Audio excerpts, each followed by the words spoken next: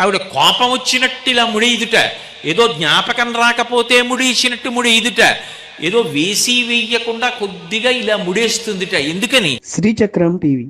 భువన భయభంగ వ్యసనిని, అయ్యో వీళ్ళకి ఆపదొస్తోందే, వీళ్ళని నేను రక్షించాలే, వీళ్ళు చటుక్కున నన్ను పిలుస్తారేమో, నేను పరిగెత్తికి వెళ్ళాలే, ఏం మనం పిలవకుండా ఆవిడ రాకూడదా, ఆవిడ సర్వజ్ఞ కదా, అంటే మనకి బుద్ధి ఇచ్చిందిగా, మనం పిలవాలిగా, పిలిస్తేగా పరిగెత్తుకు రావాలి. పిల్లవాడైనా జారి పడిపోతున్నప్పుడు అమ్మా అని అరిస్తే కదా వంట చేసుకుంటున్న అమ్మ చటుక్కున పరిగెత్తుకెడుతుంది. ఎవరు పిలుస్తారో అని ఆ తల్లి నిరంతరం అంత జాగ్రత్తగా కళ్ళు ఈ చివరి నుంచి ఆ చివరి వరకు తిప్పుతూ చూస్తూ ఉంటుందిట. అంతటి దయాస్వరూపిణి కనుకనే ఆ అమ్మవారి యొక్క ఉపాసన ఈ శరత్కాల ప్రారంభంలో చేస్తారు.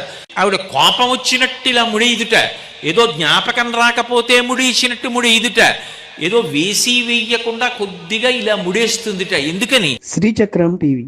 భువన భయభంగ వ్యసనిని, అయ్యో వీళ్ళకి ఆపదొస్తోందే, వీళ్ళని నేను రక్షించాలే, వీళ్ళు చటుక్కున నన్ను పిలుస్తారేమో, నేను పరిగెత్తికి వెళ్ళాలే, ఏం మనం పిలవకుండా ఆవిడ రాకూడదా, ఆవిడ సర్వజ్ఞ కదా, అంటే మనకి బుద్ధి ఇచ్చిందిగా, మనం పిలవాలిగా, పిలిస్తేగా పరిగెత్తుకు రావాలి.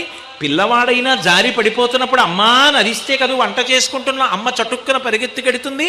ఎవరు పిలుస్తారో అని ఆ తల్లి నిరంతరం అంత జాగ్రత్తగా కళ్ళు ఈ చివరి